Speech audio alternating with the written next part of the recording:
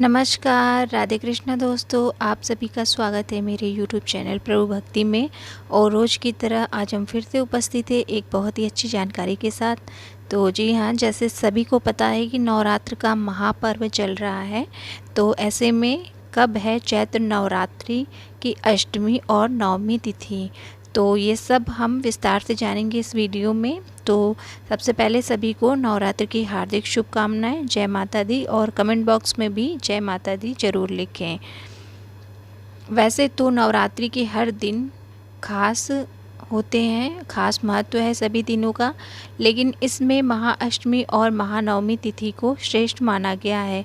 अष्टमी और नवमी के दिन घर घर में देवी की पूजा, हवन, कन्या पूजन होता है। नवरात्रि के व्रत का पारण भी इसी तिथि पर होता है। होते हैं शुभ मुहूर्त। आइए जानते हैं कि इस बार अष्टमी और नवमी तिथि किस दिन पड़ रही है। इसमें कन्या पूजन कैसे किया जाता है।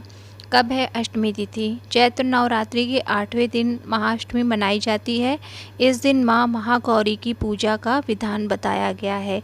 इस बार चैत्र शुक्ल अष्टमी तिथि 15 अप्रैल को दोपहर 12:11 से 16 अप्रैल दोपहर 1:23 तक रहेगी।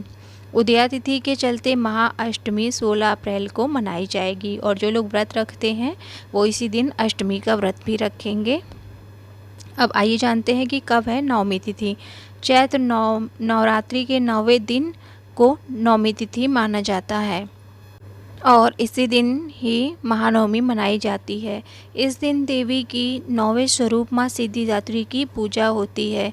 इस बार चैत्र शुक्ल नवमी तिथि 16 अप्रैल को दोपहर 1:23 से 17 अप्रैल को दोपहर 3:14 तक रहेगी। ऐसे में नवरात्रि की महानवमी 17 अप्रैल को मनाई जाएगी। साथ ही इसी दिन नवरात्रि व्रत का पारण भी किया जाएगा। चैत्र शुक्ल अष्टमी प्रारंभ है 12:11 PM 15 अप्रैल के दिन। चैत्र शुक्ल अष्टमी समाप्त होगी 1:23 PM 16 अप्रैल के दिन। कन्या पूजन का शुभ मुहूर्त है सुबह 7:51 से लेकर 10:41 तक है। दोपहर का समय है 1:30 से लेकर 2:55 तक का है। अब आइए जानते हैं महाअष्टमी पूजा विधि। तो महाअष्टमी के दिन सुबह उठकर जल्दी स्नान आदि से निवृत्त हो लें। फिर पूजा के स्थान की साफ़ सफाई करें, गंगा जल डालकर उसकी शुद्धि कर लें और मंदिर की साफ़ सफाई कर लें। घर के मंदिर में दीप प्रज्वलित करें। माँ दुर्गा का गंगा जल से अभिषेक करें। माँ को अक्षत, पुष्प, रोली, सिंदूर अर्पित करें, वस्त्र अर्पित करें और माता को 16 श्रृंगार की वस्तुएं भी अर्पित करें। इससे सौभाग्य में वृद्धि होती है। और प्रसाद के रूप में फल और मिठाइयाँ चढ़ाएं। धूप और दीपक जलाकर दुर्गा चालीसा का पाठ करें, या आप दुर्गा सप्तशती का पाठ करते हैं तो वो करें। फिर माँ की आरती करें। माँ को भोग भी लगाएं। इस बात का ध्यान रखें कि भगवान को सिर्फ सात्विक चीज़ों का ही भोग लगाया जाता है, तो आप भी सात्विक चीज़ों का ही भोग लगाएं। और अंत में आप धूप दीप पूरे घर में दिखाएं और आरती करें और उसके बाद माता के मंत्रों का यथासंभव उच्चारण करें, जप करें।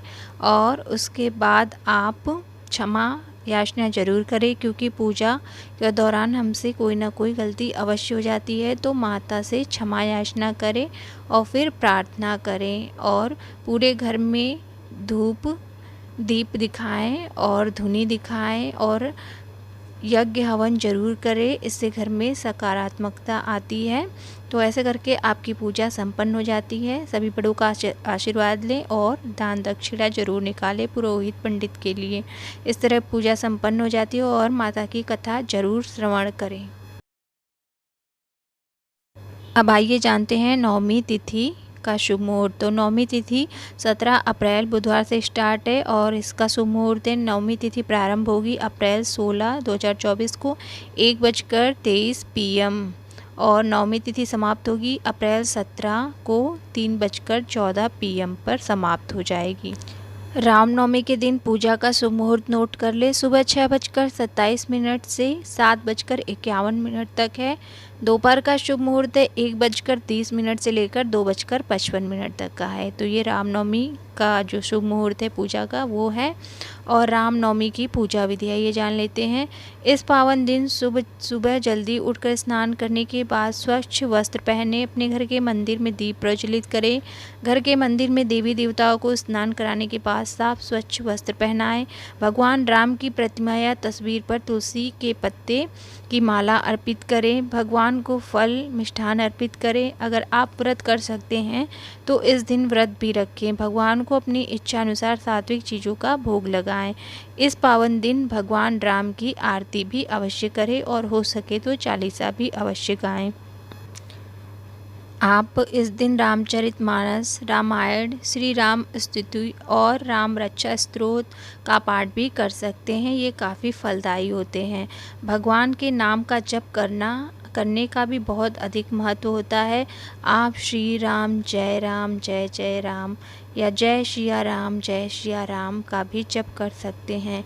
राम नाम के जप में कोई विशेष नियम नहीं होता है। आप कभी भी राम नाम का जप कर सकते हैं। और आइए अब जानते हैं अष्टमी नवमी के दिन कन्या पूजन। नवरात्र पर्व पर दुर्गा अष्टमी और रामनवमी के दिन कन्याओं की पूजा की जाती है, जिसे कंचक भी कहा जाता है। इस पूजन में 9 साल की कन्याओं की पूजा करने का विधान है। माना जाता है कि महागौरी की उम्र भी 8 साल की थी। कन्या पूजन से भक्त के पास कोई भी दुख कभी नहीं आता है और माँ अपने भक्त से प्रसन्न होकर मनवांछित फल देती हैं। कन्या पूजन के लाभ आइए जानते हैं। मान्यता है कि कन्या पूजन करने से माँ आदि शक्ति दुर्गा का आशीर्वाद मिलता है। माता रानी की कृपा से भक्त की सभी मनोकामनाएं पूर्ण होती हैं। और अगर आप कन्या पूजन कर रहे हैं तो इन बातों का ज़रूर ध्यान रखें। कन्या पूजन के लिए कन्याओं की आयु 2 वर्ष से 10 वर्ष तक की होनी चाहिए। 10 वर्ष से ऊपर की कन्या नहीं होनी चाहिए। कन्या पूजन में 9 कन्याओं का होना अत्यंत शुभ माना गया है। कुंवारी कन्या पूजन में सबसे पहले सभी कन्याओं को यथासंभव नए वस्त्र पहनाएं। इसके बाद उन्हें साफ व स्वच्छ आसन में बैठाएं।